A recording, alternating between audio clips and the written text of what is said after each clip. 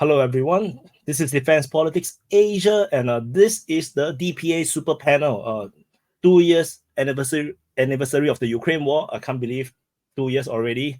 Last year we did a super panel, and so this year round I also invited precious guests, and I'm very happy to invite History Legends, WillyOAM, WillyOAM, and Dan Castle from Wild Siberian, and so I would like to let them introduce themselves in case you guys do not know them. So we'll start off with History Legends. Hello, everyone. I'm Alex, History Legends, covering the Ukraine war and general military history. Oh, okay. Matt from WillyOAM. Yeah, g'day guys. It's Matt, but WillyOAM, people know me. I'm a veteran, so I served for a number of years in the Australian infantry. And I do mainly like on the ground field reporting, although I do like studio reporting. So I've been like in Syria, Ukraine, Israel, and covering that. But most people probably know me from sitting in the studio talking some smack. Hello, my name is Dan Castle. I'm also an Afghanistan war veteran. I'm living in Mexico now, but I spent the last 2 years in Russia, traveling around from Siberia to Moscow and to some other places. And I don't do any reviews or anything, but I do sometimes war analysis on the Real Reporter channel. So that's what I do. Okay, so we're gonna kick off with the most spicy question. A question. Who is winning right now? I want to invite Matt to answer because people will be more curious about what you think. Look, right now, war's not over until the fat lady sings. But at the end of the day, if we look at right now, if you're a gambling man of what is happening right now, I think the main element in this is that Russia is still fairly independent in its own industry and industry base to make weapon systems and fund the war, where Ukraine is completely reliant on the outside. It's completely reliant on the West. And if that Westing funding ends, then the war subsequently then has to end.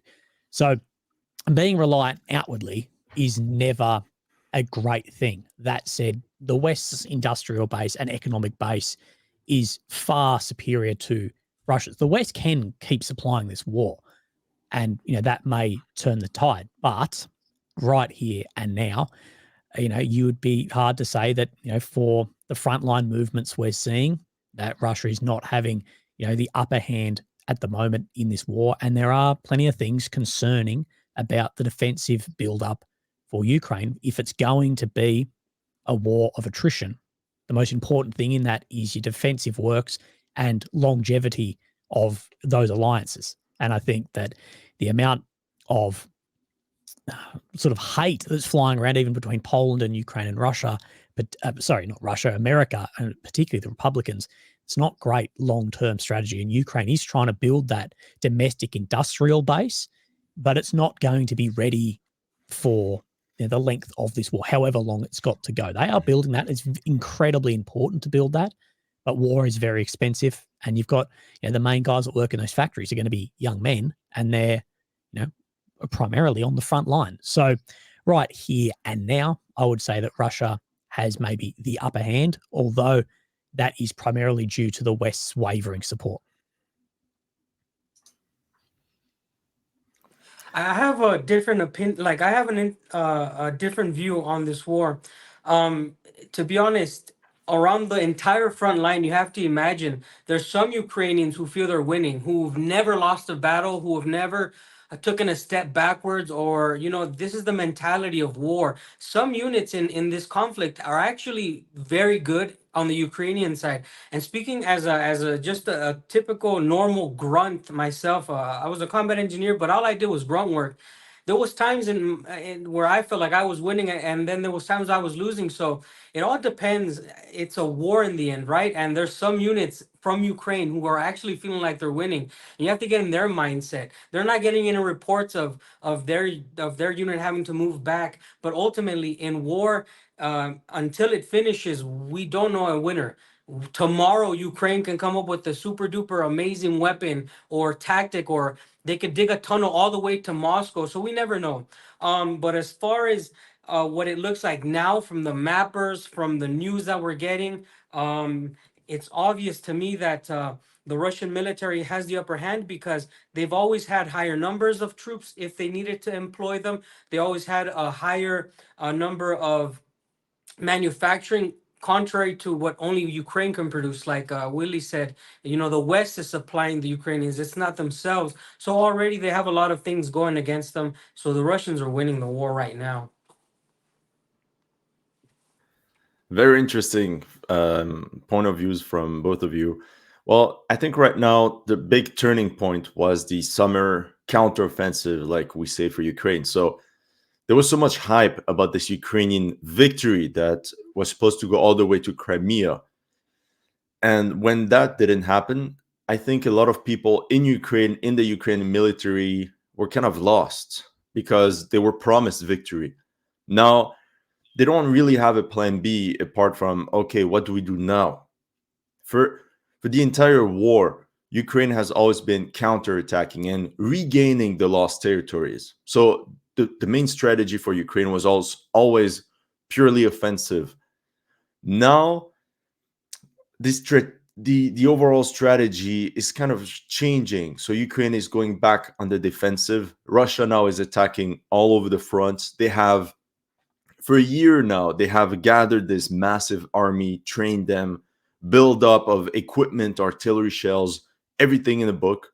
And now they're attacking a bit everywhere. And this is putting a big strain on the Ukrainian army because they cannot face every threat at full strength. They have to spread out their forces, which again favorizes the side with the most troops, which is Russia. And Russia can take more losses. They can win this battle of attrition. So now the question for Ukraine is, what are the conditions of victory at this moment on? I think, Alex, that's very important. Of what do we call winning? What is a victory in this war? Personally, and I know I'll get a lot of hate for this, I don't think that either side possess the power to achieve what they are stating as their goals. I don't think that Russia has the power or even the manpower to actually be able to occupy somewhere like Kyiv, Lviv, those areas. Just the policing alone, somewhere like that, where you've got the whole populace against you, is going to be incredibly difficult. And on the other side of the coin, I don't believe that any weapon, even if far dreamed in the pipeline for Ukraine, not F-16s, not any of these other 300-kilometer range attack, none of this shit is actually enough to liberate something like Crimea. That is going to be a whole other standard. So I think, where are the left and right of arc on victory? What do we call victory? What both countries walk away with, not where they want to end, both by the end of this, that's 2 or 3 more years, both with 500,000 casualties. I wouldn't call that a win or a victory for anyone. And as far as the goal set, well, the goalposts keep moving bloody to and from. So I think at the end of this, it might be a bit of a fizzle for everyone. And what we will know is heaps and heaps of young men and women, but particularly young men fighting, would be left in fields to die. And that'll be how it is. And it's horrific. I think that it was more clear for the Russians, like a victory. At least the 2 years that I lived there, it never changed really. Like the government was always talking about what they wanted to do, and it seemed like their view of victory was demilitarizing the Ukrainians, getting NATO not to expand into Ukraine, which it probably won't. Like a victory for Russia is a very, very weak Ukraine that can be used by the West. And I think that's really, really achievable. These battles where thousands die, it's basically a way to demilitarize the country. They're doing it right now. Every day that goes by is another Ukraine that dies. And if you have a larger number, you're like naturally going to win. So, I mean, I think Russia's victory is way more achievable than Ukraine because those guys keep talking about 1991 borders, I think. I don't know where in the world they're going to muster up the human beings and the firepower to take all that back. But yeah, winning in war is a very strange way to look at it when it's been this bloody. But that's the thing. For the Ukrainians, the goal is actually way more clearer than for the Russians. What does it actually mean to demilitarize Ukraine? The Russian government purposely has these goalposts that you cannot measure. When they say denazify, for example, Ukraine, demilitarize. Okay, what's the measure of this? The reason they have these goals is because they can stop the war at any moment and say, we have achieved the goal. They can say, oh, we won, mission accomplished. So that was a political skill that not many people talk about, but you cannot measure these things. Whereas for Ukraine, since their goal is territorial gains, we can look at a map every day and see, are they winning or are they not winning? Are they achieving towards their goal or they're not? That's why when the Ukrainians were counterattacking in 2022 and they were liberating one country, one region after the other, people saw that they were winning. Now that they're falling back, they know that they're losing. So for the Russians, the goal is a bit more ambiguous. But Russia also has a secondary goal at the moment, which is obvious, is the conquest, the takeover of Donbass, which from their perspective is also liberation, let's be honest. So if Russia stops the war without fully taking over the Donbass, I don't think it's a win, because that was the purpose of the entire battle in the first place. Then secondary objective would be the entire Novorossiya. So it would be the Zaporozhye region and Kherson. That would be the secondary objective to call it a win.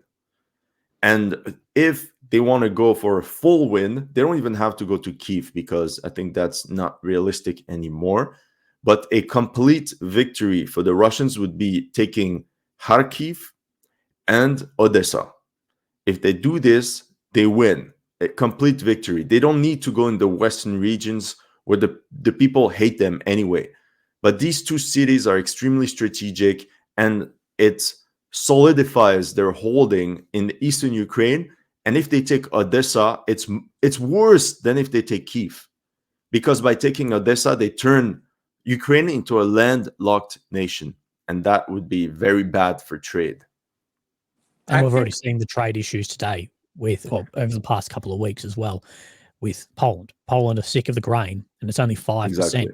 currently going out through Poland. We know the other border countries, they've got the same thoughts about this. Mm-hmm. And I agree. I spoke actually in my video today about this, about if Russia wants a strategic victory on Ukraine, if it can take Odessa, Mm-hmm. that is a massive problem. One, it has then way more power over the Black Sea. It stops those drone boats, which have proven to be very effective, and it will cripple Ukraine's economy very quickly out of there too. So I think if we're seeing a major push in the war, we'll actually see something like this. And there was he has to stay anonymous, but a guy fighting in Ukraine, fairly high, actually feeding me some information on their plans that they had found, particularly to try and take Odessa, with Transnistria involved as well. Yeah, it just makes sense.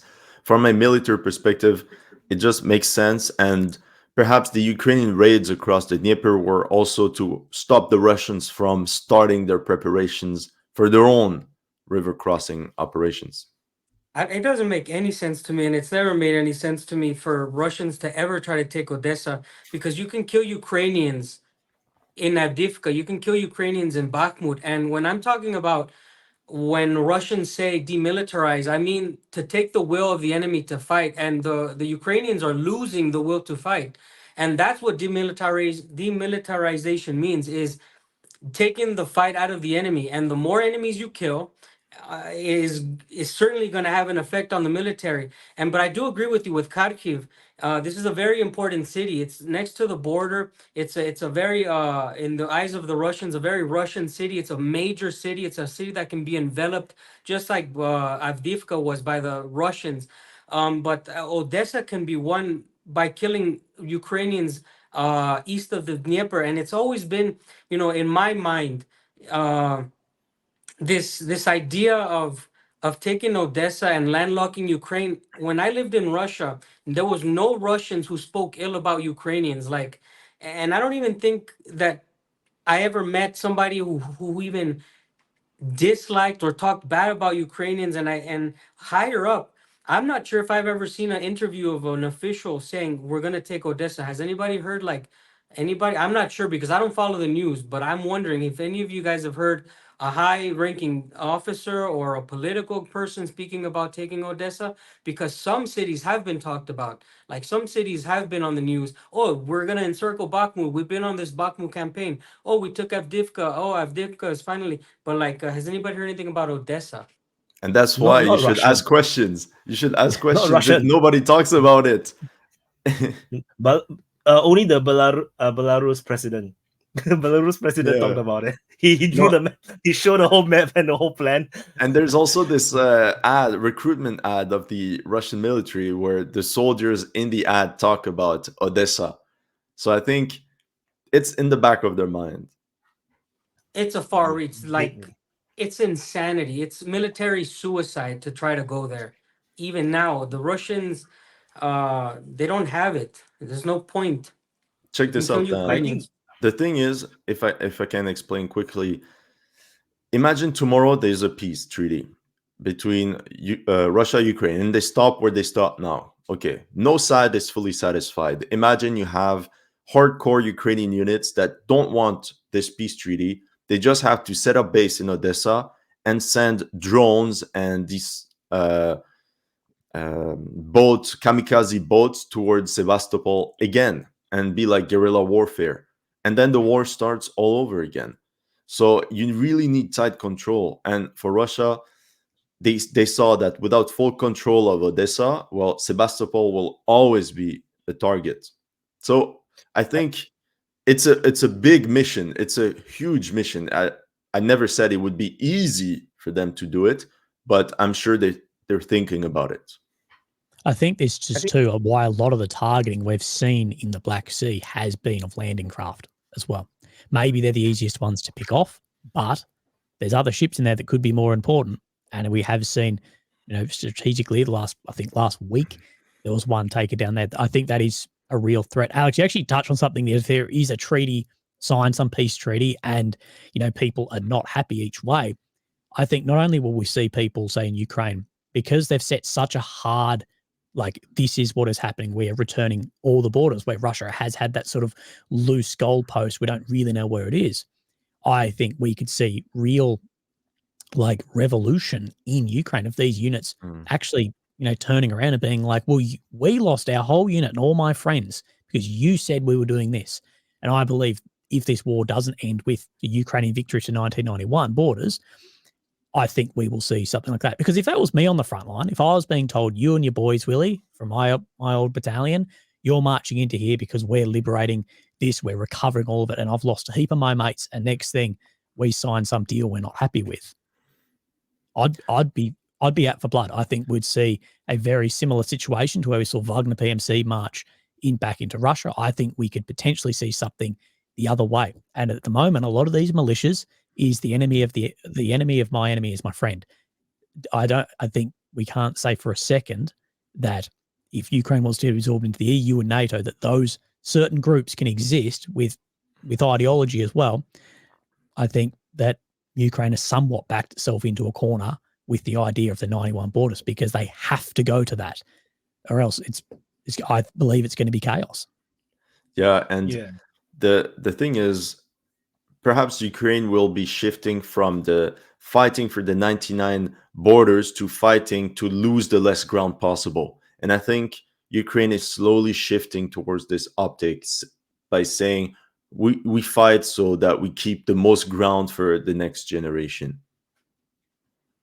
You don't But not think, yet. though, do you think that if it ended today, guys, you don't think that the lines would be drawn far from where it ended? There's no way that the Russians would accept something like a tie in their minds. There's no such thing. There's no such I don't thing. think it's possible because the reality is that they have annexed the 4 territory, even though they have not conquered the whole territory. So to not conquer and liberate what they have annexed, which even though their soldiers have never touched those floors before, those grounds, is a big loss. I think it's politically untenable for Putin to just end it before they actually liberate the entire oblast that they have annexed themselves. So I don't think Russia will just give up before they conquer all this territory, which means that the war is going to go on for a while, I believe. Yeah. And I think just now we talk about the Black Sea, the Odessa, and one of the questions I really one of the things that I think really have take note on, which I also want, I just about was wanted to say, is that I also realized a lot of the landing ship tank got sunk. And I think that given the number of landing ship tanks that has been damaged or destroyed, I don't even think Russia have the capability now to do an amphibious assault on Odessa. I don't think they have enough. So there could be meaning behind all this, drone attacks, because a lot of the pro-Russians people, they like to say that, it's meaningless, these ships are not, participating in the war and whatnot. But I think that there is this element that the Ukrainians have eliminated, that they don't need to worry about the Russian amphibious assault, because without the landing ship tanks, Russia can't do a landing. I don't think it's possible. What do you guys think? No, you're absolutely right. You're absolutely right. Yeah, well, the intel that I got sent across today was basically it would be a death mission to do an amphibious assault. And look, in modern warfare, amphibious and paratrooping, like Halo hey-ho is different for your SF boys, but as far as your traditional static line paratrooping and landing on some beachhead and up the fucking sand dunes, boys, it's a death trap. It's an absolute bloodbath to try and do that. And he was saying, because he was in charge of doing some analysis directly on this, was they wouldn't try and do this. Odessa is not the place to do a landing like this, but you try and envelope Odessa. You come in from Kherson across the Dnipro on the right bank and try and envelope it there and crush that envelope. That pincer is coming across from Transnistria, of course, in Moldova. That's where that is coming from. And if you look at the map, it's going to be a hell of a lot of, it's going to be a hell of a fight. But if you look at, say, Deep State, where they've got the green of territory where Russia has been before, his analysis, and I could verify who this guy is, was when they got to Mykolaiv, this is exactly what they were trying to do. Look at the axis, what Russia was moving on. This is well back in the war. It's exactly what they were trying to do.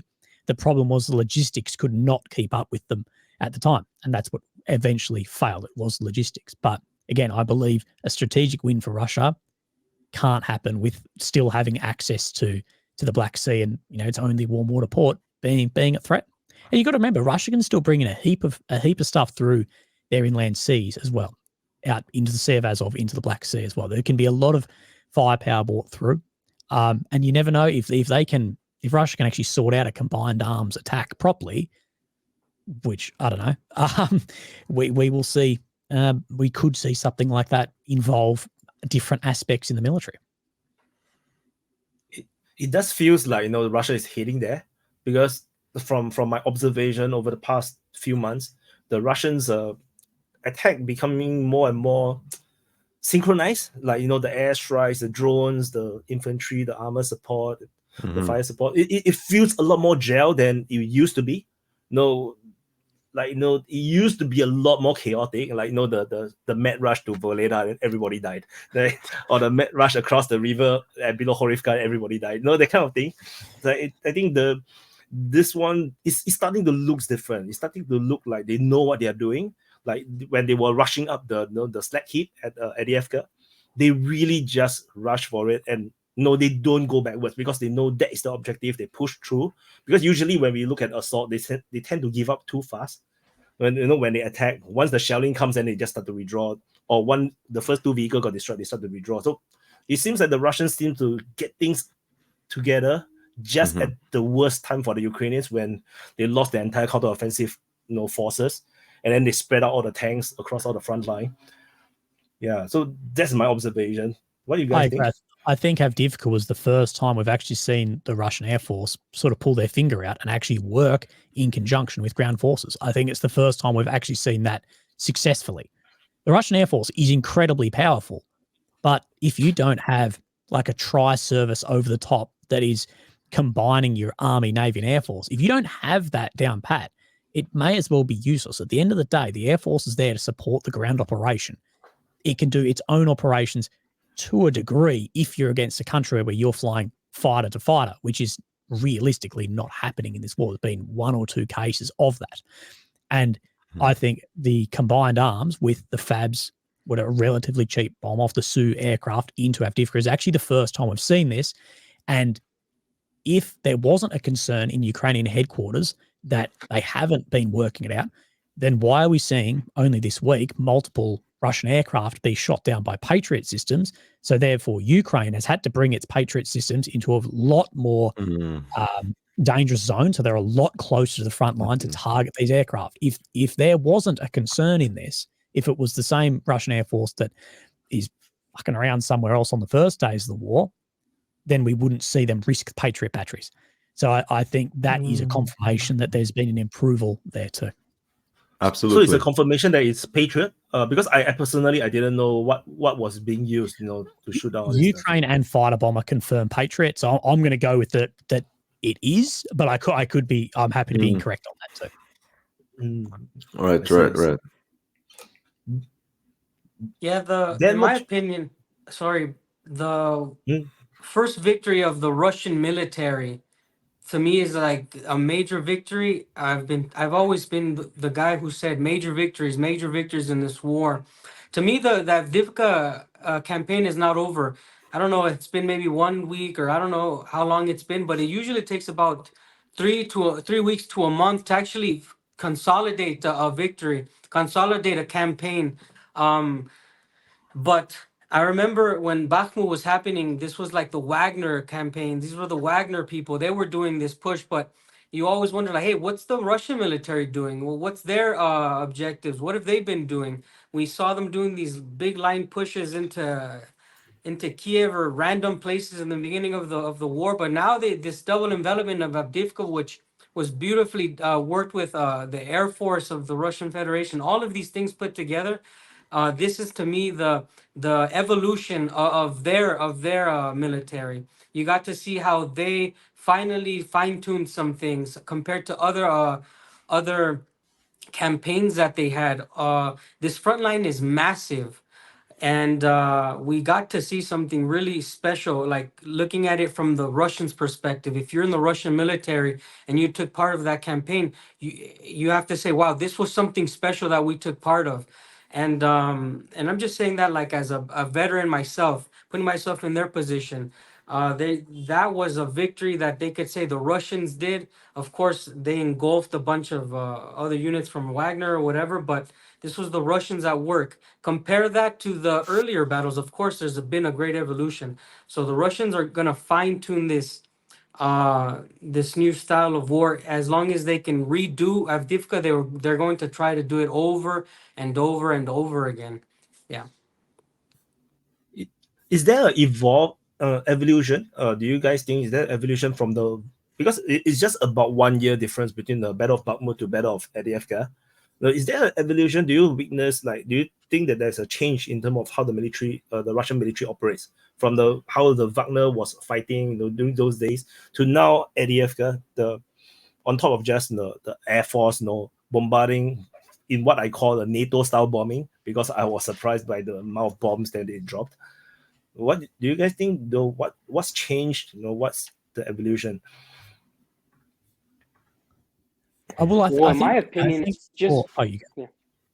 Sorry, Dan, you go. Yeah, in my opinion, I've always said that the like enveloping a town was just the best solution to anything, and these small crawls into small towns and stuff like that, it wasn't working for Russia. Pushing in random directions, they needed to focus on one objective. And they were holding the line while the Ukrainians were pushing in Zaporizhia, and they focused on this one city, this one place, Avdiivka. And I call it, like I've said, island hopping. They chose a target, they ignored everything else. Of course, they had to hold the front line everywhere else, but then they focused on this town. I was a little bit frustrated with any military who chases 2 rabbits and can never catch one. So the Russians kind of stopped doing that, stopped chasing so many rabbits. That's an evolution. That's just getting rid of your bad tendencies. Because the envelope for Russia was a better ground too for Avdiivka. So if you look at the lay of the land in Bakhmut, maps and like topographical maps don't really do a good justice in Bakhmut. I've been there multiple times and seen the artillery batteries there. It is very rolling ground coming in through Chasiv Yar into Kromove. Bakhmut itself sort of sits in a dip.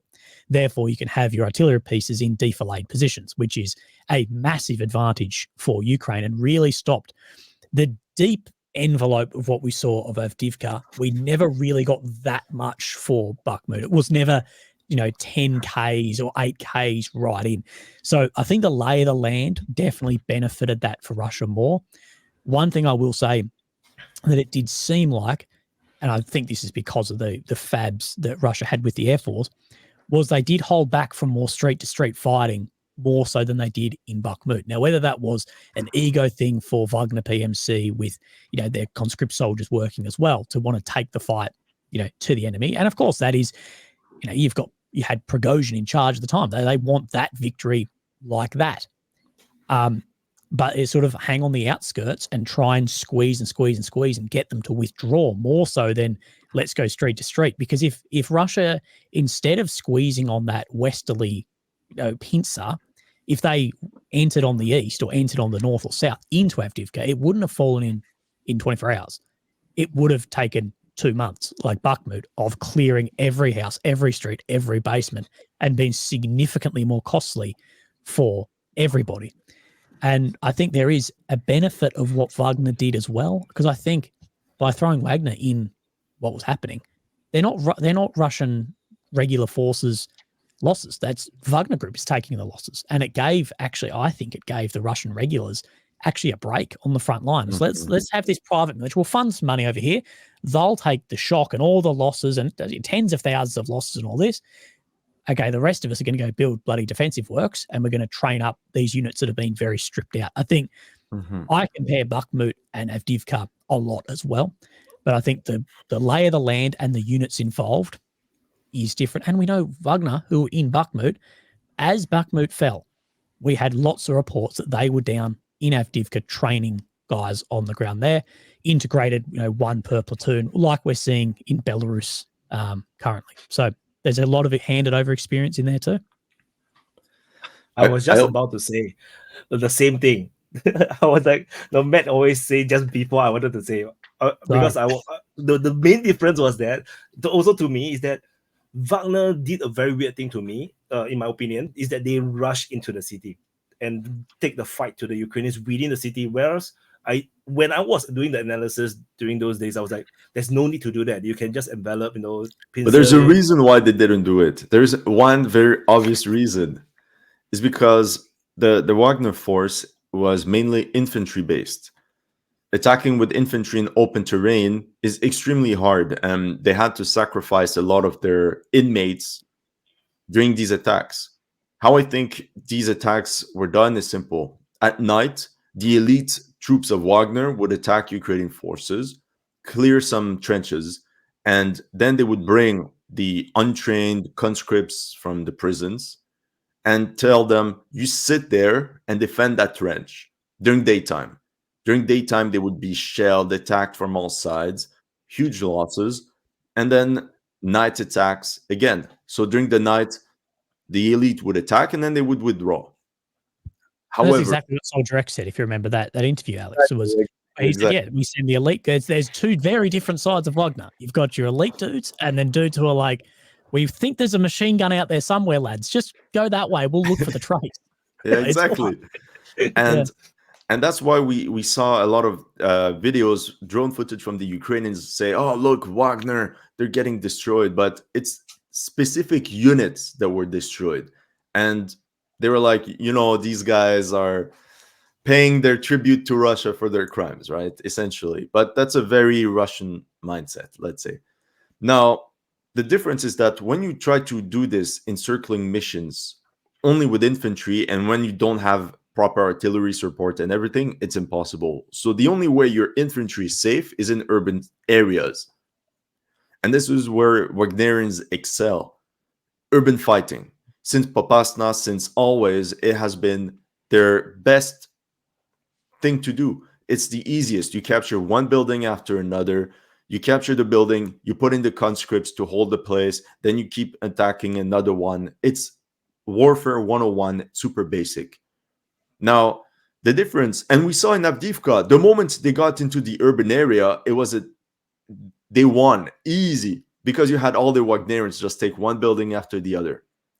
Now, in Avdiivka, the difference is that the Russians used their armored vehicles massively. So yeah, the Ukrainians say, look how much armored vehicles we destroyed. But all the armored vehicles they destroyed is troops that were not destroyed. Every time we saw videos of armored vehicles getting destroyed by artillery and drones, we clearly see the crews and everybody inside just run away. So yeah, many vehicles were destroyed, not the soldiers. So the soldiers can jump in another vehicle the day after and continue their mission. So I think that's the big transition of the Russian army, is that Bakhmut was infantry-based, Avdiivka was armored-based. It was also not the Russian military. That's the big difference too. That's what I'm trying to say, that the Russian military showed up in Avdiivka, where you had Wagner complaining all the time. Who knows why in the Battle of Bakhmut? Because it wasn't the Russian military. Had it been the Russian military, like, there would have been a big difference in Bakhmut. I really don't understand. I don't think so. No, I'm saying if the Russian military was working with Bakhmut there 100% like they did in Avdiivka, you don't think it's a different story at all? But they did. The paratroopers, they're the ones that stormed Solidar. The paratroopers, and then who else? Everything, all of the Russian military put their marbles together in Bakhmut.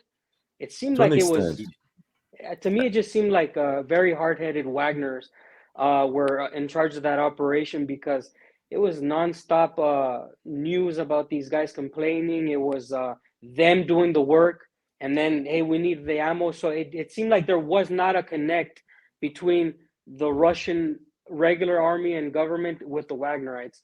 And that's just my opinion. But yeah, everything you said about how they worked is spot on, because they're mostly infantry based. They mostly doing the hard work in urban warfare, like going into these building by building stuff. Yeah, the Bakhmut was way different than Avdiivka. Yeah. And we see now that the Russians, they're using their armored vehicles in a better way, because a lot of the offensives we see, they rush across the fields. They know how to demine. Somehow they manage to find a way to demine the fields in a better way. And instead of going along the tree lines like they used to do, now they go diagonal, I feel. Yeah. They just go diagonal, and somehow it works better, and they send their troops kilometers deep into enemy lines. And that's how they're pushing in the southern front. They're pushing everywhere a bit like that. So I think they have like Wyatt said, they have a better symbiosis between their engineers, armored vehicles, artillery support. And the fact that they got a lot more drones nowadays means that Russian artillery strikes are more precise. In the early days, Russian artillery was still like 20 years ago. You need artillery observer, not many drones. So they would fire a lot, but all over the place. Now every Russian battery has their own recon drones, so they can see in real time to adjust their artillery strikes. So I think the Russian army has evolved. Took them a lot of time, but now they're a real fighting machine. I think it's interesting. One of the video footage I saw, I think somewhere, maybe in the northern part or northeastern part of Avdiivka, when the Russians was pushing the armored vehicles, there's something new that I saw, is that while they are pushing the armored vehicles, the column was moving. One of the armored vehicles behind, the infantry drop off. They just jump off, and then they immediately entrench into the forest. Which means that they immediately captured the place. They entrench, and then while the force continue to push forward, this is something that I've never seen before from the Russians. Like last time, they always just push as a group, and then they just die together, or they just run away together. So my background in the Australian Army was I was mechanized infantry.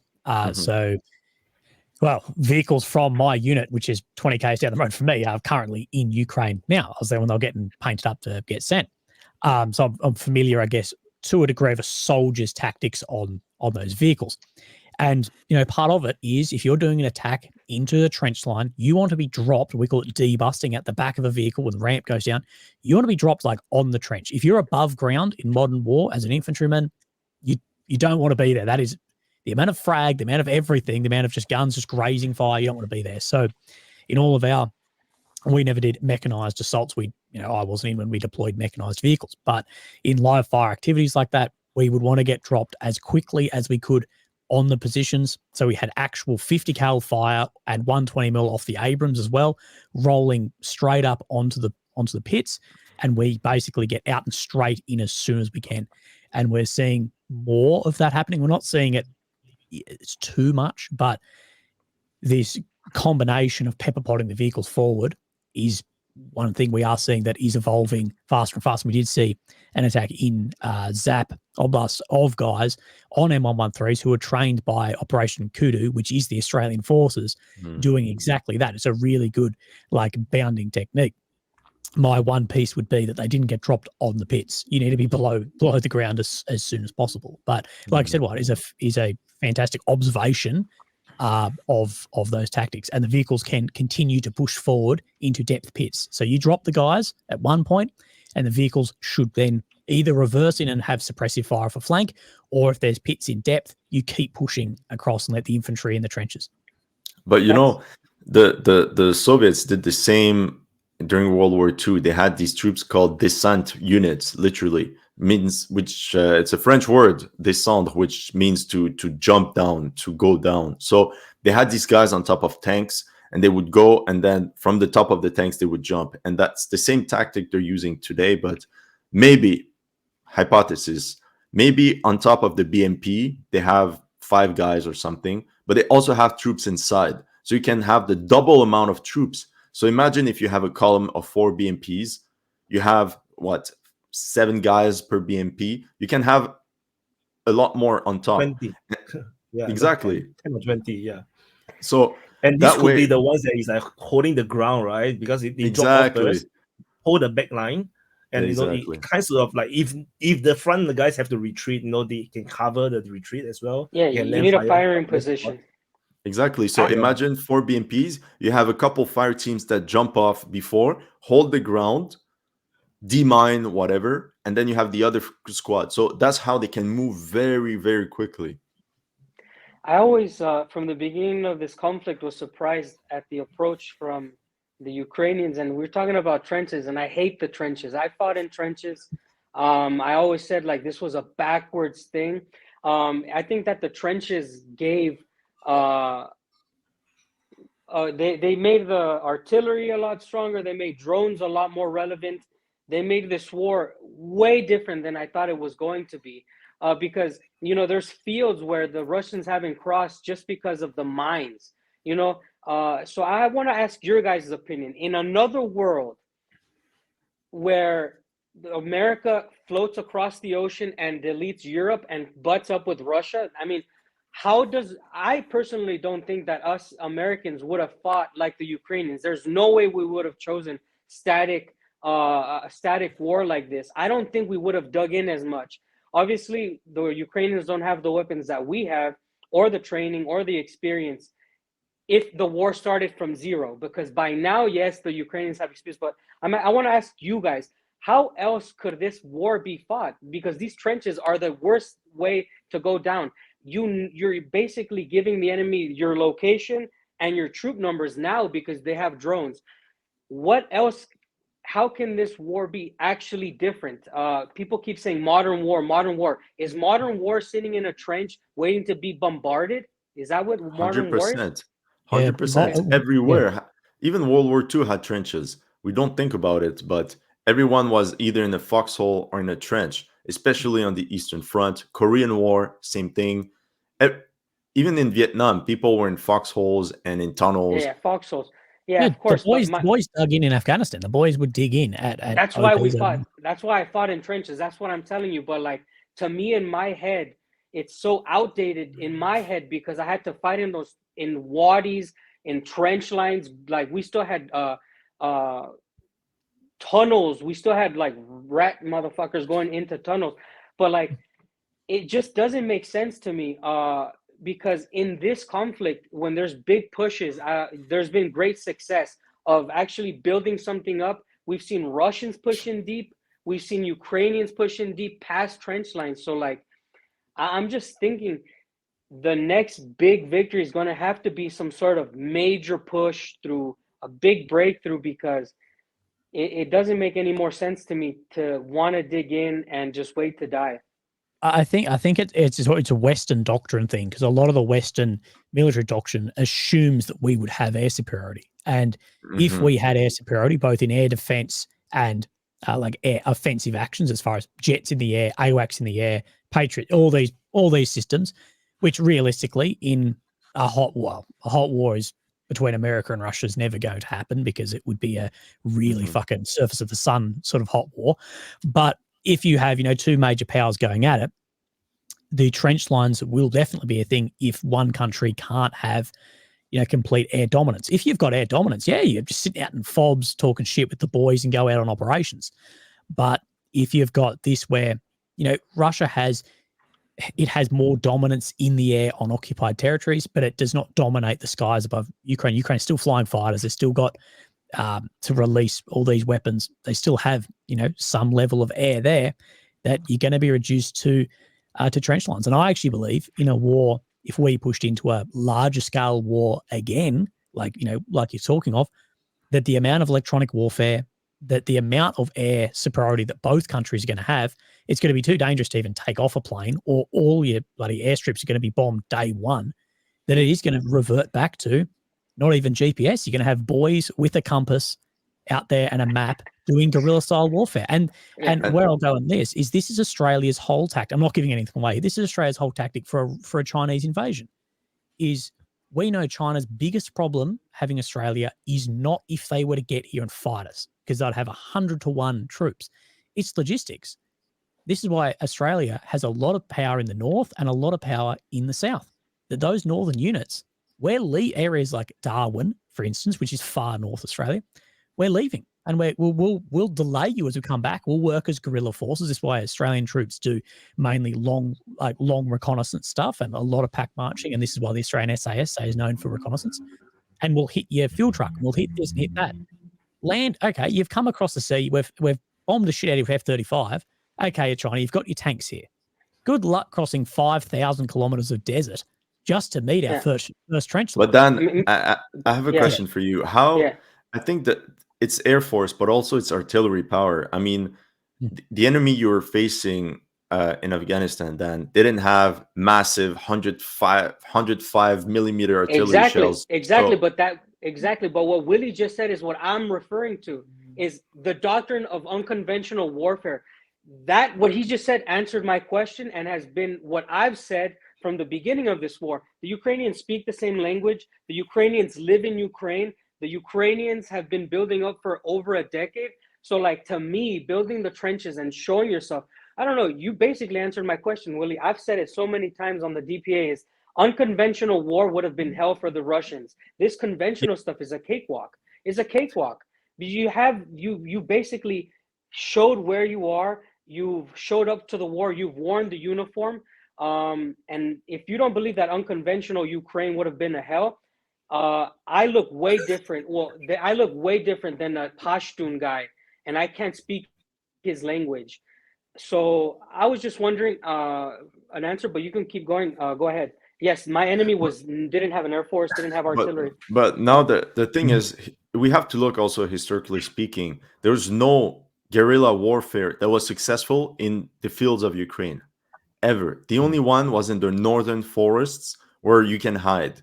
There's nowhere you can hide in the steppe of Ukraine. It didn't work in 1917 during the Russian Civil War. It didn't work during World War II. So that's why they're not doing it. The only way in the early days when Ukraine was actually doing these hit and run attacks was in the north, when there were forests.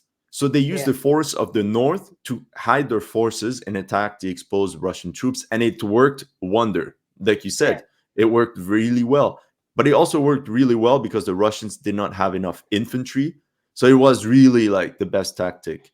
Now that the Russians have a lot of infantry, it's suicide mission. I They have to understand. hold their So ground. I'm talking about like they had more than 10 years to prepare, and they're basically Russian, and you have fanatical people. When I was training in the Marines, I was like, damn, these people. I would see people like on the firing range when we're qualifying with the Marines. I'm saying, if any of these guys right here is some sort of like infiltrator guy, he could just shoot the whole line down like this. Like that's how easy it is to move to the United States and join the military. And I don't want to like fantasize, but what I'm saying is, I would think that we talked earlier here, if the Ukraine goes into some sort of civil war, that the fanatical guys are going to move into Russia because they speak Russian, because they look Russian, because everything like this. And I'm just hoping that it doesn't turn into that, because this is going to be dragged on into infinity. But Well, what was your? we have an evidence of that too, though. With the RDK, we have like the little Russian militias that they're calling Russian militias. They are moving into Belgorod. We have that on a very macro scale. As far as language, people will pick things like dialect. To native speakers, apparently, it's a lot more obvious than it would be to us. But we do have those guerrilla forces that have moved across into Russian territory in the north. We have had Ukrainian forces land down in Crimea as well, and a big push on partisans. The guerrilla style warfare is probably more going to be in occupied territory from partisan units rather than your traditional guerrilla style. I just don't see what other than digging in on a conventional thing, Dan. What would you suggest? Like Ukraine could not have FOBs. Like you couldn't work out of FOBs because you know that Russia's going to have the air power, at least in the initial, and they're just going to land 50 calibers directly on that day one. I don't see what you're suggesting would be the other way around this. Like guerrilla warfare is one thing to strike one or two targets, but at the end of the day, guerrilla warfare is striking deep in enemy lines, taking out one thing and back. It's like the same way special forces have, the most Gucci part of the war, but they don't win wars. They go out and they take out a commander, or they take out this ship or that. Yeah. At the end of the day, it's the infantry and the armor on the front that's actually. I understand. So let me answer your question. So all I'm saying is that they had 10 years to prepare, and believe it or not, there's not a big difference in dialect from the people from the DPR, the Lugansk. Like these people can speak Russian. They've spoke Russian all their life. But there's also radical people that came from those areas. They've been at war, more than I do, because I don't keep up with the news. All I'm saying is that they could have sent so many people into Russia for that 10 years. They could just, instead of putting them in a little trench somewhere ready to get droned, they could have sent those guys 10 years in advance. In my opinion, they could have done more if they really wanted to fight, because they just seemed like this was foretold they were going to lose from the beginning. It just didn't make any sense that this is the best they had. And I'm just speaking like from the other side of the fence, or from another idea as a warrior. I'm like, damn, man, why would you? This is the best you did? Because to me, the Russians are going to win. It depends how much of a grip the FSB and Geo you have on things too. That the monitoring of this, and because I'm surprised it's not the other way. We have seen there has been pro-Russian sympathizers within the Ukrainian government in the SBU and all this as well. As far as the effect on target of that, I'd say minimal. And there's definitely influence both ways. But I think these intelligence services are, I think people don't actually give them credit enough where they're looking down into this. And of course, Ukraine is going to be helped by all the Western intelligence as well. And Russia's going to be monitoring a heap of stuff too. So I think, Dan, you're right. I think there's probably been a heap of attempt at that. But in areas where you're using Telegram and Signal and WhatsApp to do everything from orders to dick pics, then it's 100% you're going to have all that information. Yeah, FSB is really good. A lot harder to try and get in.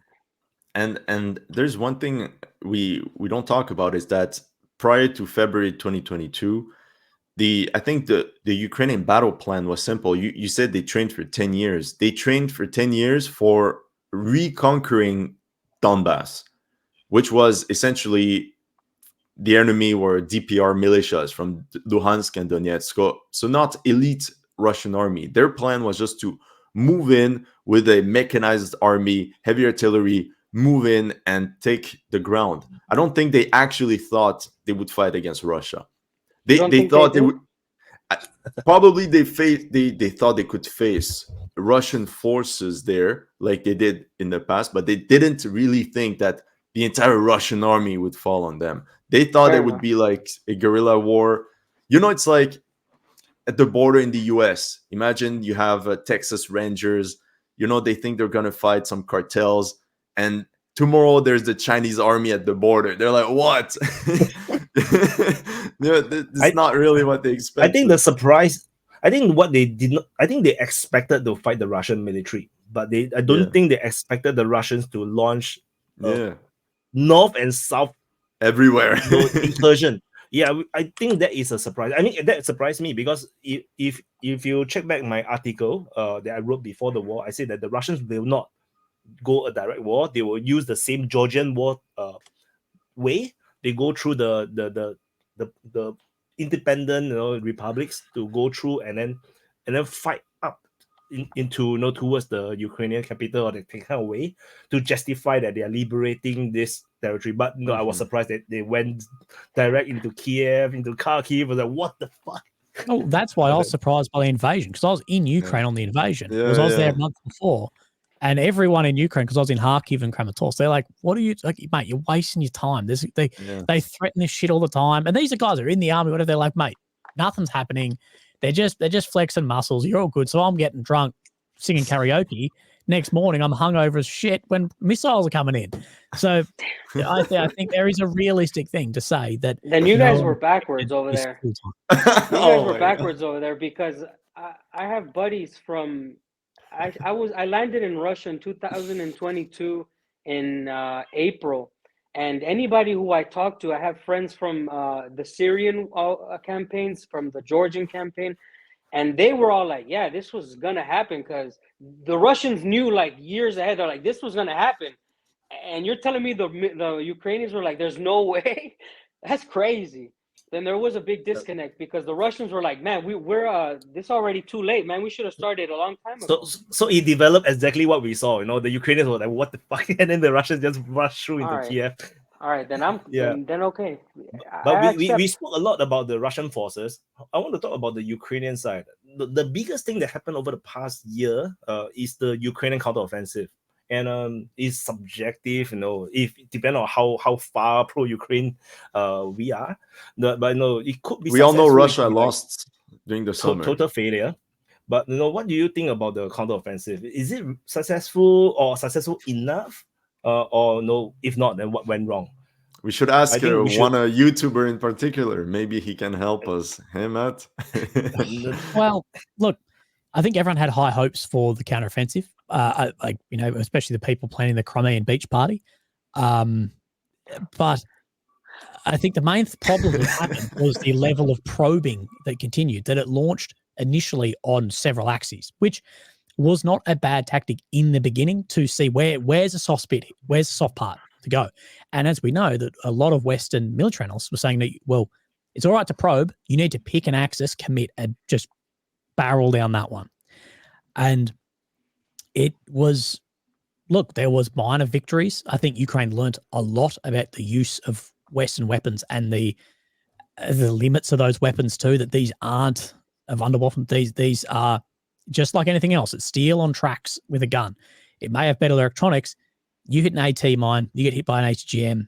It doesn't matter what you're in. And it was a failure. And more so, I think, a propaganda morale failure than anything else. That now, a year on, or 6, 7, 8 months on, we're here talking about it. And it doesn't help the narrative for Ukraine. And other countries and people sitting in positions of power around the world will be going, well, we poured this money in, you poured these men in and regained 8 kilometers. That people would never go, well, what were the lessons learned? What happened here? And I think it gave Russia the opportunity to go, okay, what works? Okay, what works is we just put, I think Zaluzny said at the time it was 3 mines per square meter they were dealing with. So let's just mine everything. It's cheap. We can make North Koreans build them for us. Easy. We got millions of mines. It doesn't matter. Mine everything, artillery everything, dig in, another line. It's exactly what we're trying to see in Rapotny at the moment, is Russia is trying to regain the lines which they lost. because they know it works. And this is a problem. They're just going to mine and mine, dig and dig. And there's no weapon in Ukrainians' arsenal that has changed from last year to now this year that will cause some massive shift through there. It was a learning curve, that especially for things like the Leopard tanks, the Bradleys. Of course, they're being used significantly better now than they were then.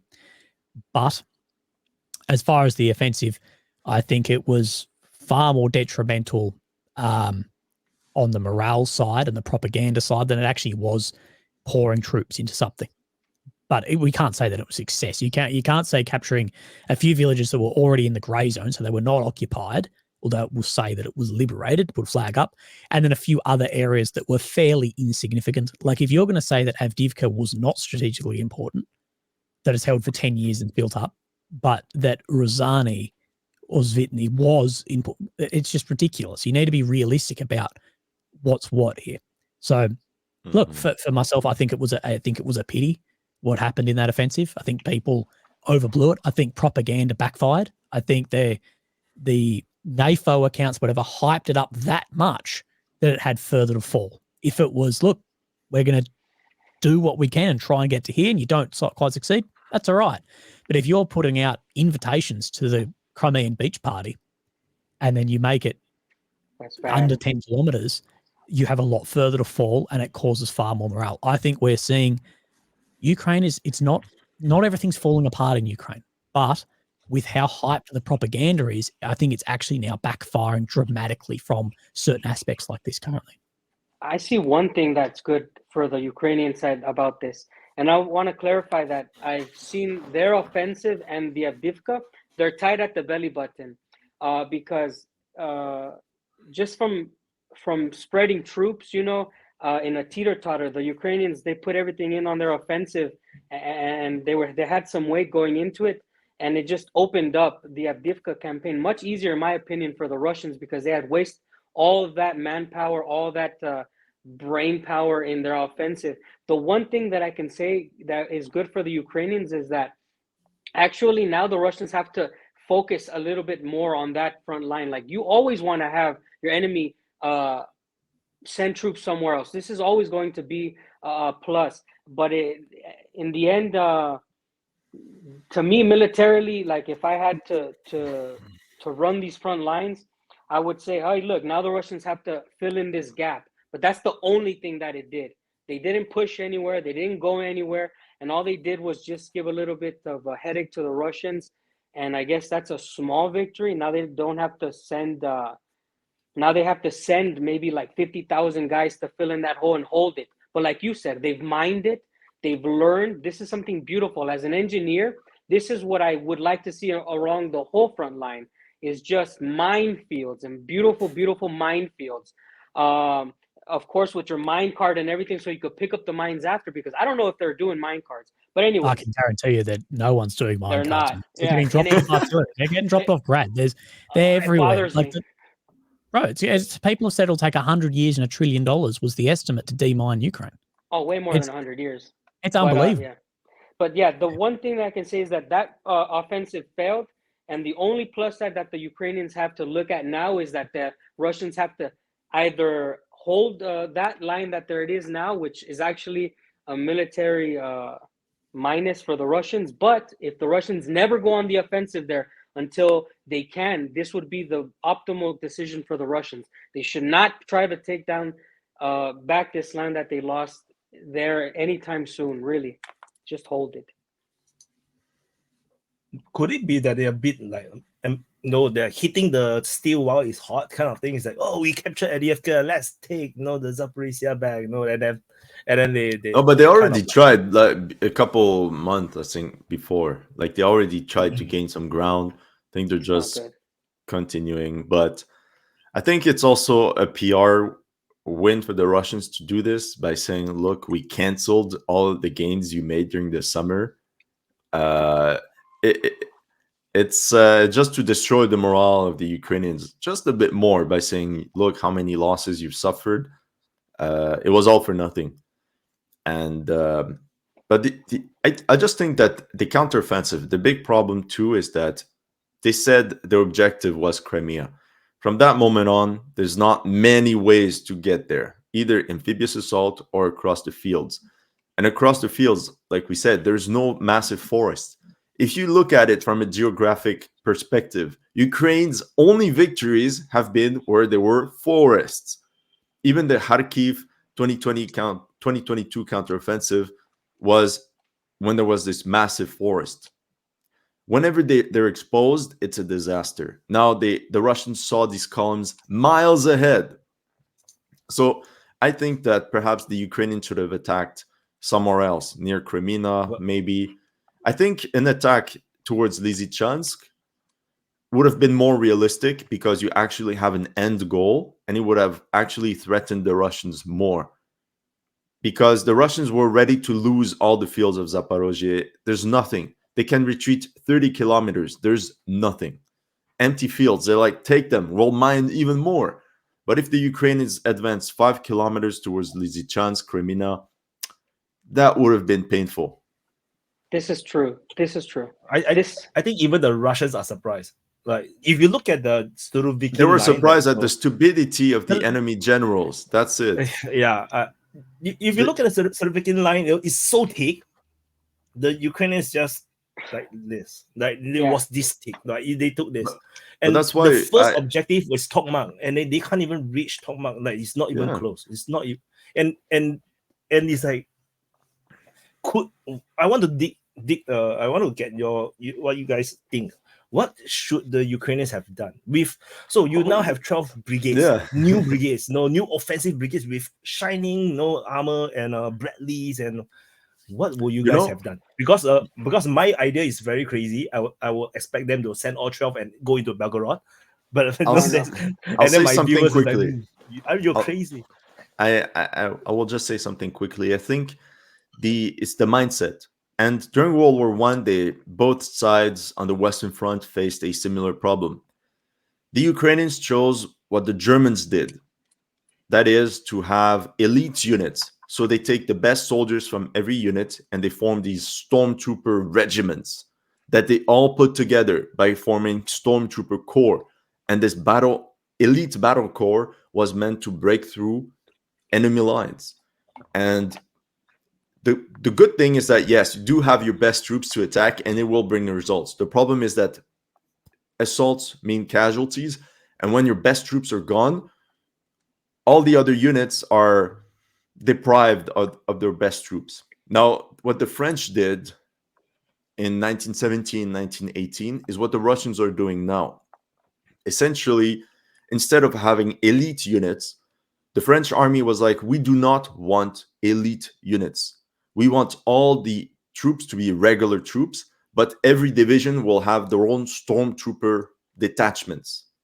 That way, every division is not going to be fantastic or the best, but they're going to do the mission that is tasked to them. And we can expect the same for every division on the front. And the French army, because of that, also decided to launch multiple small-scale offensives all across the front. Attack at one place, couple days. When the German reserves would come, they would attack somewhere else. And thus they would play the game where the Germans were always one step too late to respond to the threat. And that's exactly what we're seeing now. The Russians, they're attacking in one place. 1 week later, they stop. So all the Ukrainian reserves there, useless. They attack 100 kilometers away. So that's the problem the Ukrainians have to face now.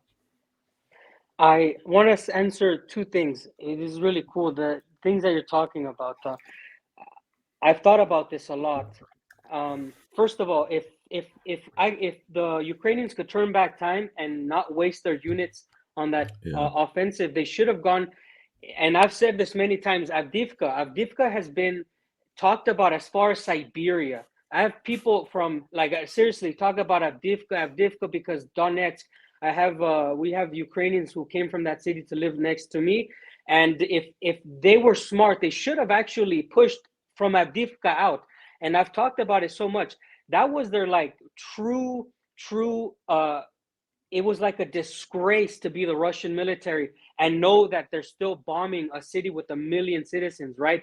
I think they should have spent everything on pushing out from Avdiivka and surrounding Donetsk, or trying their best to do something against Donetsk. That is the closest city to the, or Lugansk, like he mentioned that, but like my opinion was Donetsk region, from Avdiivka to further bolster the numbers there and to threaten Donetsk. This was optimal operation in my mind. And I have a interesting question. You're talking about like stormtroopers. Do you think that foreign mercenaries are sitting in trenches, guys? We talked about this in an open mic. Like, the foreign mercenaries are fighting in a way different style than the regulars, or are they not? How are the foreign mercenaries fighting in Ukraine? Are they used as stormtroopers? Well, I'm They- friends with a lot of them over there They from my are. They unit. are. Okay, well and as- now that you're answering that, this is my other point, that if Mhm. I were to fight in Ukraine, whichever side, I would also not accept a task of sitting in a trench, a task of sitting in a building, and which brings me to the point of how is it, and or why is it that foreign mercenaries from the West are not likely to sit in trenches if this was the modern way of warfare? And would you say that these Westerners have success in combat? Do they have success in combat compared to the regular Ukrainians? It really depends your experience as a foreign fighter, like what you did in the Western forces before going to Ukraine is where you're put. But this is the reason we're seeing these foreign fighters put in their own units. So you have things like Chosen Company, and a few guys that I served with are in Chosen Company. And the reason they've started their own company is they can go, we've got our own rank structure, our own funding, our own everything, and we can choose to do the operations we want to do. So you're seeing them doing more Western style attacks in like light skin, like things like Humvees and Hiluxes and things like that. You're more high speed, low drag, More revolves. mobile? But, and this is why a lot of these foreign guys are not attracted to join and sign a typical contract, is because once they sign a contract, well, it's up to the Ukrainian command of where they put them. And they could just go, well, you're attached to this unit and that's just going to go sit in a foxhole. And it doesn't matter that you were some slick operator back in the States or in the Canadian Army, you just put there. I know guys who went over from my unit that worked on Australian Bushmaster vehicles, what was specifically given to Ukraine. And they said, well, I'm qualified on the bushy and I've done plenty of work on it. That's what no, we need people here, and put them off there. So this is why you're seeing the Westerners have their own units, is they get to pick what they do, where they go, basically anything. They're sort of like contracted into units. I've spoken about it with my mates, but like, this is pretty sketchy if something goes wrong, boys. But yeah, you have a bit of both. And that's why a lot of foreigners have left too. They've gone, look, I was trained in this, and you want me to sit in a trench? I'm not here to sit in a trench and die from your artillery. I'm here to help liberate your country. I'm not here to sit in a hole and die from 30 k's away. That's not. Yeah, That's that not was what my I'm question, though. Put a dummy up. And I'm circling back because I'm glad that you guys are bringing up stormtroopers and stuff like this, because I see sometimes videos of like guys speaking English, and I'm like, okay, look, I see this guy bounding. I see this unit set up a machine gun fire. This is textbook stuff that I did, and it worked brilliantly. And I feel that both sides, when they're on the offensive, you get to see their shine. You get to see their actual firing and maneuver and closing in with the enemy, and you could still do that. So, but I know that there's units where it's just Westerners. But my question is, do you guys think that the Westerners are performing at par with, say, Russian special forces or the Ukrainian special forces? Do you guys have any information? Are the Westerners performing? Because there's a lot of people saying, hey, your war was against guys in sandals in that herded sheep. But how then can these guys come into country and operate well? Are they at par? Yeah, well, this is one of the problems, and this is spoken about from a lot of Westerners, who, and from me and other guys, have said, look, at the end of the day, we fought a war against dudes in sandals and dresses herding goats around the desert. That is, the West has had too much experience doing that, not enough conventional war fighting experience. One of the problems of this war is Russia is getting a shitload of conventional war fighting experience, and we're getting, whoever has volunteered to go over is getting it. Soldiering is soldiering at the end of the day. Like, at the end of the day, I don't know if the Yanks have this, but the Australians say we fight for a war, not the war. So, we're not training for the war that we're currently in. We never trained for Afghanistan. We did spin-up training before we went across for 4 weeks, but all of our training back home was for a war coming. So it's a war with China. Well, we fought our enemy forces here. It's called the Bulgarians, which just happened to have AKs, BMPs, and BTRs, T-series tanks. Just happened to have them. And we're training to fight a conventional force.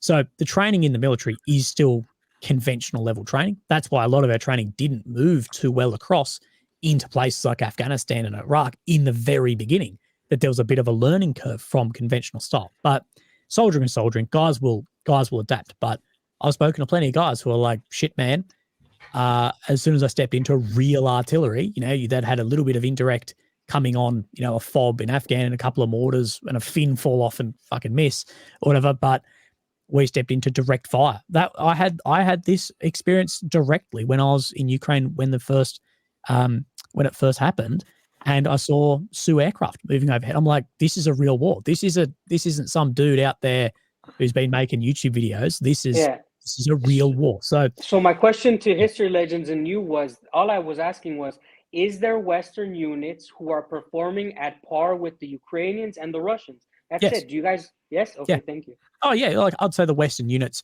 are probably on a whole outperforming a lot of the Ukrainian units, just due to the training that has been put into these guys. It's no fault of it. It's just that. And there's units, of guys who, say Chosen Company, all very experienced guys, or ex-SF, who'll be performing at the same or better level than your Russian SF units too.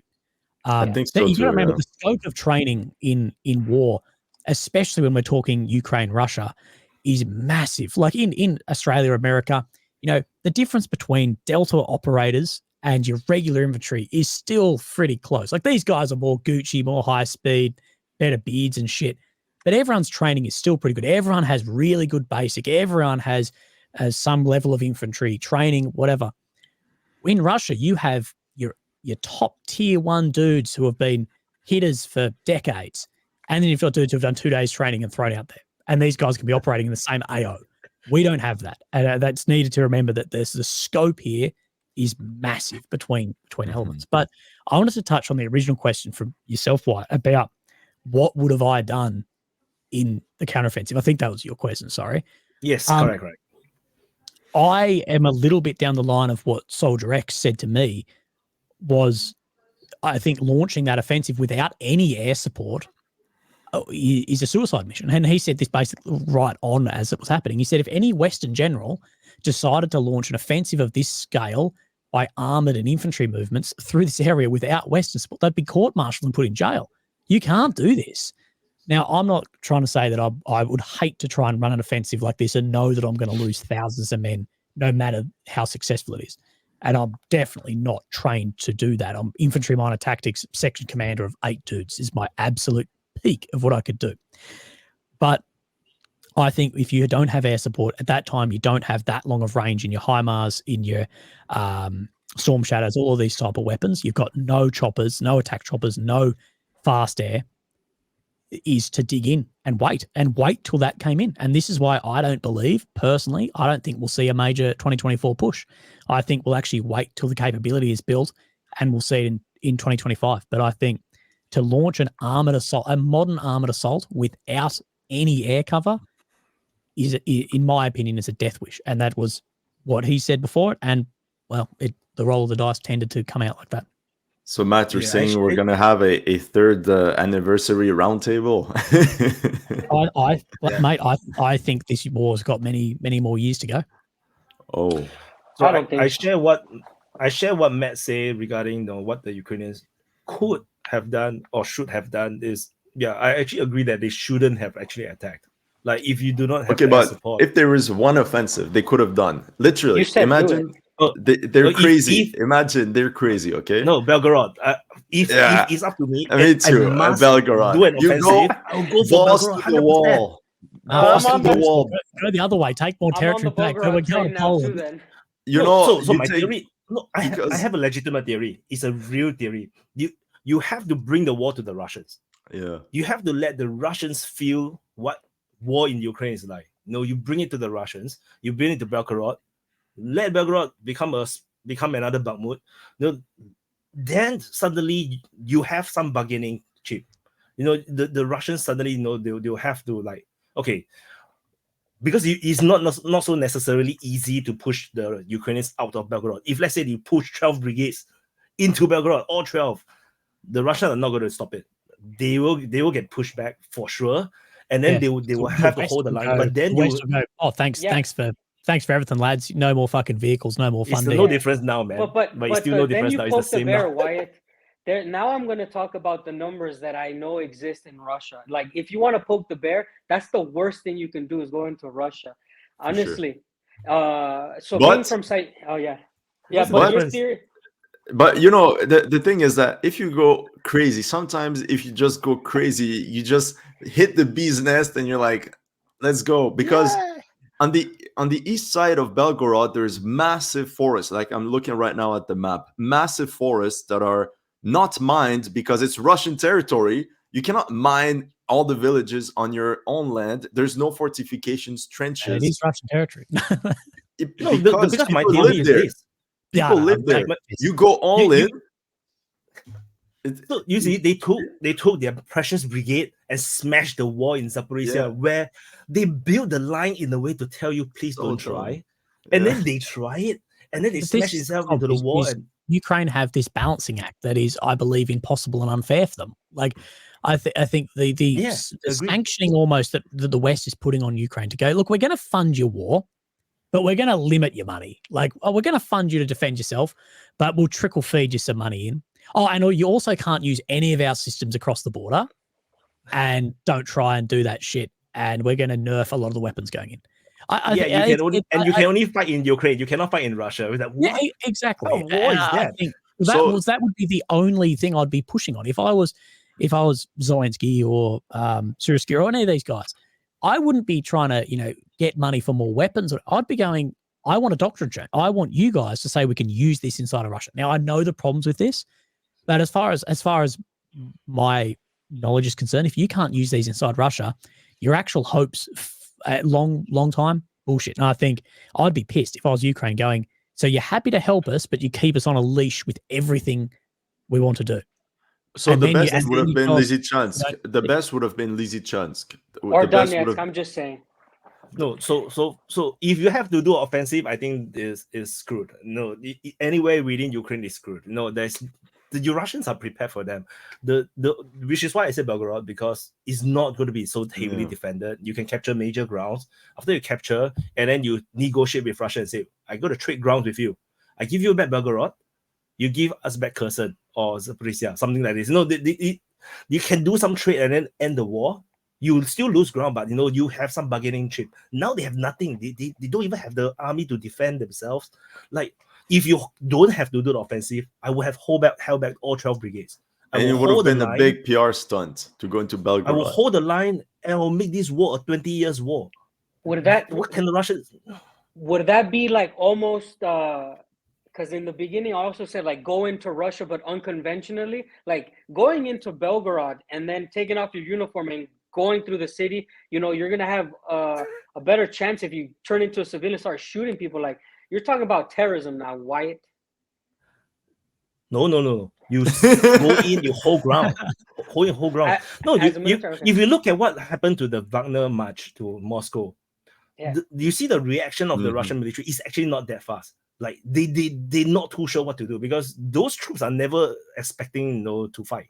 And so if the Ukrainians do one major one and they broke through the initial line that was prepared to fight, it's going to be all hell break loose. And you don't even know where the units go, because once they spread out, then you're going to have like major guerrilla war all over the place.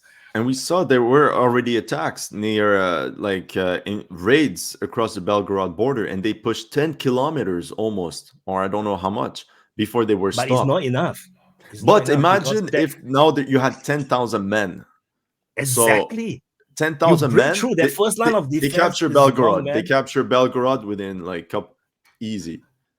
And then they went to go and hit the wall. Oh my! We play too much Hearts of Iron, bro. We play too much Hearts of Iron. Yeah. I feel like though the risk versus reward of doing that is if the unpopularity, if the West just goes, look, we told you not to do that, fuck off, then you lose everything. They can't. No, they can't. So you must see what the West politicians have said. So they have already overplayed their propaganda. They overcommitted themselves to saying that the Russia is this big evil. They're going to come to fight NATO eventually. We have to beat them right now here in Ukraine. And then what's the difference between fighting here in Ukraine and Belgorod? It's the same. If the fight is eventual, you have to fight, then it doesn't matter where you fight. So the thing is, they already played this game of Russia is evil too much, to the point where it's very hard for them to pull back. I believe that if the Ukrainians did it, even the Western leaders have nothing to say. They can't hold it back. They will be trapped in no man's land. You convinced That's me. what I think. That's the only way to go. Like, if we could just choose a place, you've convinced me. Because every other way, they were going to die anyways, and they're going to lose anyways. So now, in my opinion, they're going to lose anyways. Might as well do something that was worth, I guess, remembering that they had some sort of success. They lost 12 brigades. These 12 brigades could have been lost in Russia, but they at least did something. They made the Russians remember that, no, this war is not a joke. No, it's real. I don't support people going into Russia and causing havoc, by the way. I have to make that very clear. I live in Russia. I'm going to go back. Then, So, let's do one last question. So we are coming to 1.5 hours. So I think this is a super conversation, and I love it. And let's do. So what is going to happen in this third year of war? Will there be a fourth major Ukrainian offensive? I call it the fourth. Some people didn't realize it's fourth because there was a Kharkiv one, then the Kherson, and then we have the Zaporizhia one. So would there be a fourth offensive? A lot of people predicted there would be a fourth one, although I do not know with what right now. No, I personally have no idea. 2024, Ukraine is staying on the defensive. I think they need to lick their wounds, rebuild their troops. They're even talking about mobilizing men. Clearly, it means they don't have brigades ready to attack at the moment. They're no way ready. They don't even have the equipment. With what? Attack with what? So I think 2024 is just lose the less ground possible, rearm, strengthen, and of course the Russians are going to use that to their advantage to launch their own offensives. Yeah, I agree. I think there'll be small little bits and pieces of trying to regain some bits of territory, but as far as what we saw last year, we're not going to see that. I think that's a 2025 thing, but as far as the commitment is going to, it all depends on the states. It all depends on the money coming through from the states, who wins that election at the end of the year. It has a lot of variables that you can't, I don't believe you can commit to anything.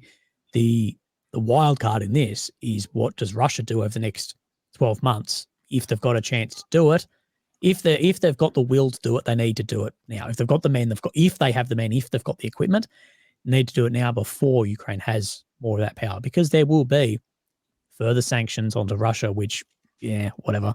It doesn't seem to be doing that much. And there'll be more, troops trained in Ukraine and, weapons. Ukraine is getting stronger. Russia is getting stronger. But as I see, basically at the same rate, that it's just going to stagnate the front line more and more. And I think, God, we've had a lot of conversation, the last month about, hey, where's this war going? People in the States, officials saying we do not want an Afghanistan to lead out 20 years. If we get to the end of this year and there's nothing being moved, or another $100 billion down the hole, the propaganda campaign is going to be way worse than it is now. And right now, the information campaign around Ukraine is desperate. So I think not this year, I'm the same as Alex, but I think the situation is getting dire, and I think Ukraine may just dig in and try and wait out the Russians, which could be a legitimate tactic too. That you could, we don't have all the ins and outs of exactly what is happening in Russia or exactly what's happening in Ukraine. There could be a realistic idea of, we're going to dig in and know that this industrial base of the West is not going to leave us. That's a fucking gamble if you ask me. But I believe at the moment, if you don't have the stuff, you don't have the air, it's going to be another suicide mission if you really try a push. Yeah, I have, I think it was Marhaba, I think Hannibal's cavalry commander, who told him, I think, you know how to get a victory, but you don't know how to use it. And this is a very important thing in this war. both sides have had victories, but they've not exploited them. So whoever is launching an offensive, good luck to them. I mean, they need to learn how to use a victory. First of all, Ukraine has had a victory in the north, did not know how to use it. Even though, the Russians were pulling back, they could have used that and done something with it. They didn't. The Russians are now beginning to show light of knowing how to use a victory here in Avdiivka. They've just mobilized a little bit better. I don't see another offensive from the Ukrainians in 2024, to answer your question, simply because this year has already had its major campaign, and they just need to restart. Last year was like Bakhmut campaign. Now it's just Avdiivka got wrapped up so fast. I don't think the Ukrainians were expecting to fail in their offensive and then also get their asses kicked in Avdiivka. So I think they need like a year to relax and rest and regroup. And you need rest and relaxation. Is really important, man. These guys are not getting their rotation. R&R. Yeah, they're not getting that rotation, man. It's weird to imagine. I'm not sure if Sirski the relax time. That's my worry, man. No, trust me, a soldier will find relaxation in the worst of times. But I just feel like there's not enough R&R, there's not enough rotations for the Ukrainians to mount anything. There's no way. This is just suicide. There's going to be more people not wanting to fight if they keep pushing these guys. My opinion is that it's more like they don't have the equipment to do it. I don't think it's a manpower issue per se. I'm quite sure there is some manpower issue for sure, because we have already seen too much videos of them struggling to get people to sign up. I'm not even sure if they sign up. But no, I think the F-16s are coming. Not sure when. I don't think it's going to be this year. I think the earliest will be the late this year. So without the F-16s, definitely they can't do much. And then they already exhausted most of this armor. The Bradleys and the main battle tanks are going to continue to get destroyed as they continue to perform defensive duties. From what I've observed, they have spread out across all the front line. Everywhere there's Leopard. Every front line there's Leopard being spotted to be destroyed or attacked. So, which means that they don't have the means to do an offensive because they have already spread out everything. They have went into World War II France mode. They spread out all their tanks across the entire Maginot Line kind of thing. So, yeah, I also do not think they are going to be able to do much this year. The question would then be, what can they do the year after? How much the West is going to provide, and what can they provide? Because the West is not industrializing for war, as far as I can tell. So, yeah, things are not looking really good for the Ukrainians. I think you bring up something important, White, about the F-16s. Now, I think we'll see the F-16s maybe mid-year. I don't know. But the F-16 could either be the greatest or worst thing that happens for Ukraine. It could be great as far as it could really perform seed and DEAG missions. Or the propaganda blowback if the F-16s come in and there's no change. Like, it's like, yeah, look, they're intercepting some cruise missiles coming in and this and that. The propaganda fallout will be huge because of the the campaigning for a year to get them, the waiting 18 months to get them. I'm not against sending the F-16s in. I think the better option was probably the F-18s Australia was getting rid of, but apparently we're told we don't want your old junk. But if it goes south on that, I think the propaganda loss will be huge. And the F-16s are incredibly capable aircraft, incredibly capable, but they're not coming in that many. And if we're talking big bits of kit, like we're talking more fighter aircraft, and we're talking helicopters, people have floated Apaches, Australia's Tigers, we're getting rid of as well as the Germans getting rid of them. The training needs to start now. Like, even if the offensive is 2025, if you got a Ukrainian Mi-8 helicopter pilot right now, like took him right now, he would be ready maybe by mid-2025, late, maybe, to fly one of these systems. So they're not going to be in later on in the year either. And I've speculated, instead of the F-16s, I would have pushed that way on those to try and get something that is actually more air-to-ground capable in like a built-up area. Fast air is great, but if you're actually in a city with air defense, it's not that great. So I think that's an important thing that you touched on is that, and I think that could be a huge win or a huge loss, depending. And I think we'll just see Russia really try and pound these airstrips over the next 6 months because they know they're coming. They know they're going to be a somewhat leveler on areas at the front. But it does seem Russia's unfucking their air. They keep shooting down their own planes. That's literally what. If Russia's air defense was as good at shooting down Ukrainian planes as its own planes, they might have more success. Okay. So, so to me, it just seems all the same, man.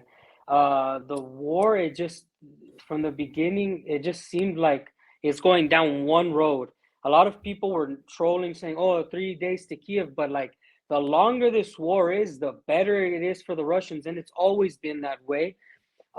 There's an abundance of Siberians out there that they can just recruit that are just constantly going west from Siberia to the Moscow and to anywhere. There's going to be millions of people that they can bring into the fight, and the Ukrainians have people leaving into Europe and going to America, and they don't want to be drafted. Like this war has just one final conclusion. Like it's just spiraling into this marble into one hole. It seems like that in my head.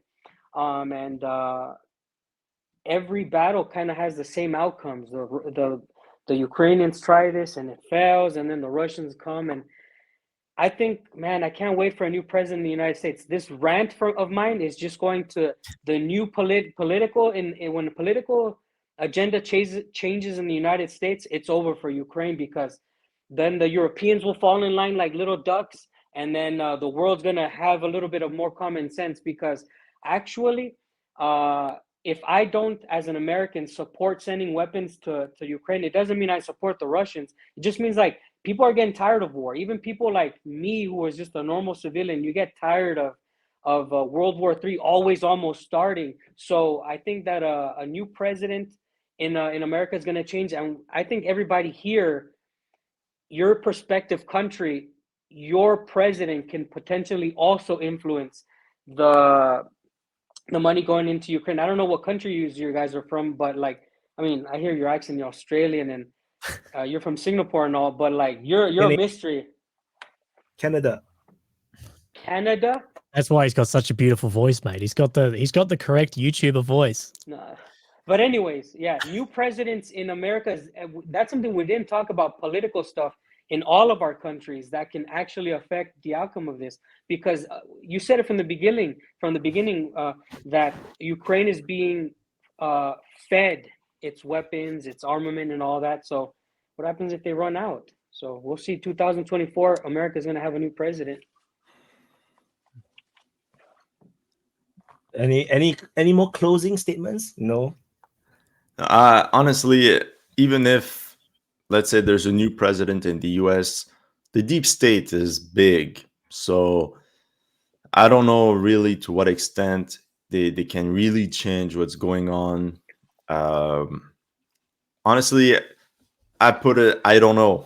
Sometimes I have to to just say it how it is. I have no clue, and I think the geopolitical situation can shift a lot. All I know is that since Biden came in, every country has been making massive moves, whether it's Azerbaijan, Russia, Ukraine. There's wars everywhere.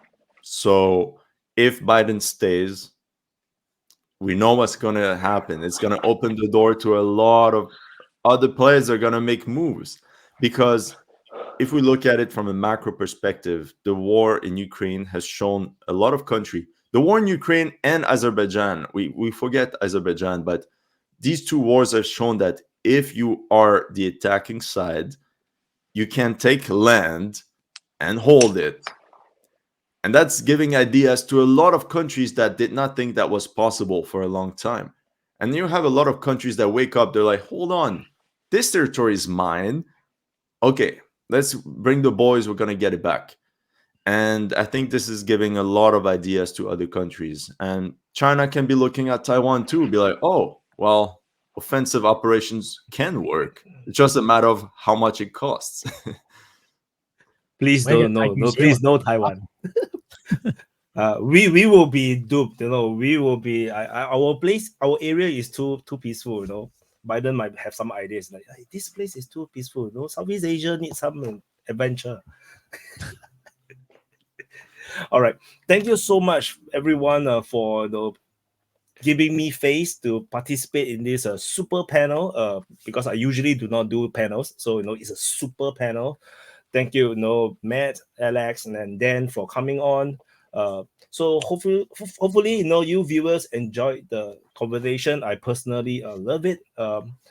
So hopefully, yeah, everyone learned something. I personally learned a lot because I haven't been watching a lot of Matt's videos and also a lot of news. Yeah. Oh. Honestly, I'm very I bored know of who you. we're invading when Biden gets back in. Oh, hell Personally, no. I'm no, because I always tell people personally, I'm very bored of Ukraine war. Like, if you're gonna read the sources for a few hours and map it, it's like no more Ukraine war after it. So I have to be honest. I'm very honest. But definitely from the beats that I've watched, I'm very very I like Matt's work a lot because because you are known to be pro-Ukraine, but you're very objective, and personally objectivity, journalistic, is very important to me. So that's why I always look forward to trying to invite you on. So I'm very happy to get you on, and definitely I have my buddy, and Dan has been part of the DPA community for a long time. Some of the things that he said, I already known because he shared it many times. So I'm just very glad to have you guys on. And okay, so thank you viewers for watching.